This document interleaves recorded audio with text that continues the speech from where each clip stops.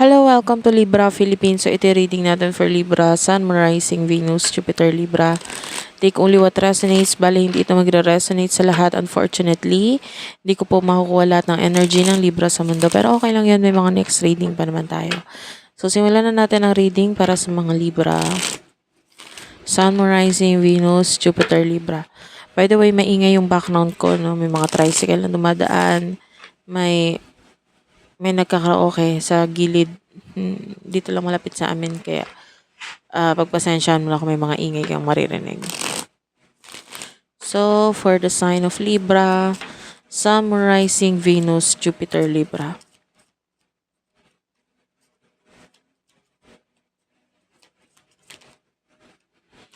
You do over the Ten of Cups. What's with the Ten of Cups? Ten of Cups is clarified by the Chariot at saka the Justice card. Okay, the Lovers is here.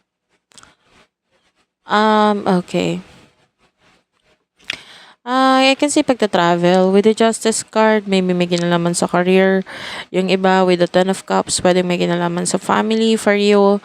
So, yung iba currently nagkakaroon na ng pagta-travel, pagpaplano ng pagta-travel, or, someone is going to travel sa'yo. Basta, malaki ang bagay na may kinalaman sa pagta-travel dito. The Tower is here, so something is going to end or may nag-end. Kaya might be may pagta-travel dito. And the Hanged Man is here. I feel like this is something that you are all waiting for. Pwedeng hinihintay or ikaw itong naghihintay, or sabi ko nga, it could be career, no? Related. So may paghihintay sa mga bagay na ito, or with the Ten of Cups, pwedeng family. Ayan, may paghihintay dito regarding sa family na ito. Pati family mo naghihintay, parang ganun. Regarding sa bagay na ito. So, pagdating sa person na kakonect, masok yung iba kung wala, no? Kung hindi pa, kumbaga hindi pa nangyayari yung pagta-travel na yan. Soon yan. So, you do have here the Two of Wands followed by the Ace of Cups. Okay, I can see a person who really do loves you, lalo na with the Ace of Cups. Ayan. I really do love this card, guys. Ngayon ko na lang siya ulit ginamit eh. Look at that. There's a cup here. Tapos merong tatlong butterfly dito. And the Two of Wands, I can see a person who really do loves you. Tapos with the Two of Wands, pwede may mga plano itong person na to regarding sa'yo. Regarding sa connection ninyo. The Hierophant is here. This could be a person na marami siyang mga lesson na natututunan ngayon. And the Nine of Cups, yun yung nagiging dahilan para gawin niya yung mga bagay na, ito mga pinaplano niyan, may kinalaman sa'yo. So, tell me about your emotions sa isa't isa.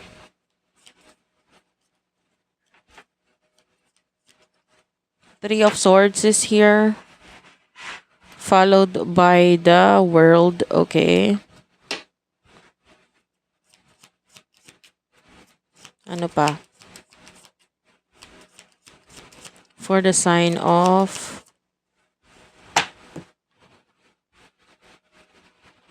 Ten of Wands, Five of Swords, tsaka Nine of Cups, Cancer, Scorpio, Pisces, Gemini, Libra, Aquarius, Aries, Leo, Sagittarius.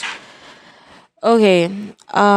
Emotion ninyo sa isa't isa ng person na to. I feel like with the Three of Swords, nasasaktan ka because of the distance sa inyong dalawa.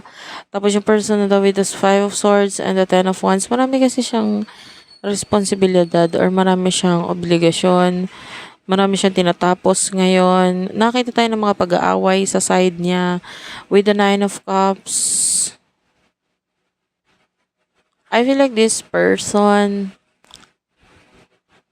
nakakita tayo ng admiration, or this person really do admires you a lot. But, nakakita nga pala ako ng barya or coins. So, yung iba sa inyo, pwedeng hawak-hawak mo yung barya ngayon or recently lang. Or maybe you do have coins on your pocket.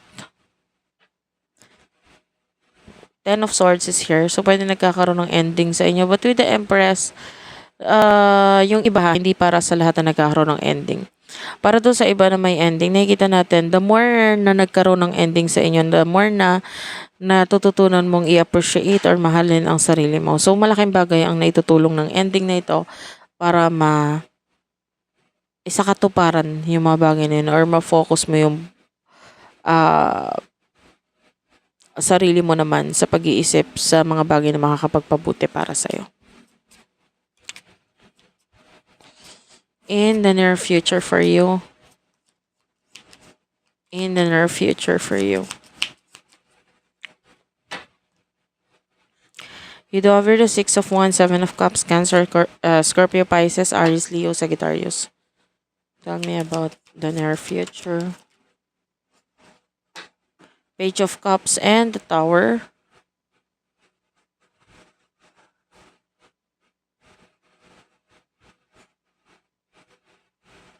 Bottom of the deck is the King of Cups, Cancer, Scorpio, Pisces, Aries, Leo, Sagittarius.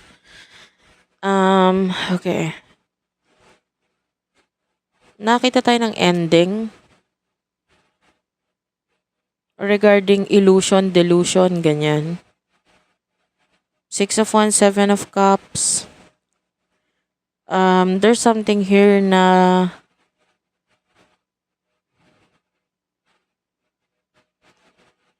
tell me about this. Nakakuha kasi ako dito ng mga pangarap or dreams mo na pwedeng ma-achieve mo or ma-accomplish mo. Or gawan mo ng action para makuha mo. This could be a dream of yours. May mga iiwasan or aalisan ka lang. What's with the Tower and the Page of Cups? Knight of Pentacles, Taurus, Virgo, Capricorn. 6 of Cups is here. I can see an offer sa'yo. Meron na tayo dito nakikitang offer.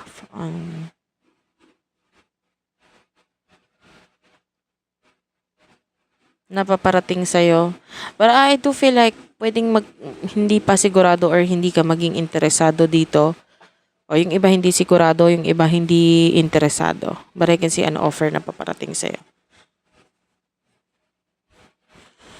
Why is the Tower here? I feel like something is going to end. 4 of Wands is here. What's with the 4 of Wands? 7 of Wands. It could be sa sign ng person mo. There's an ending. Oh, 2 of Cups is here. Maybe relationship, partnership. I can see separation. Yan. Yung iba, if you're dealing with someone who is already in a relationship, nakakita tayo na pagtatapos ng relasyon nila.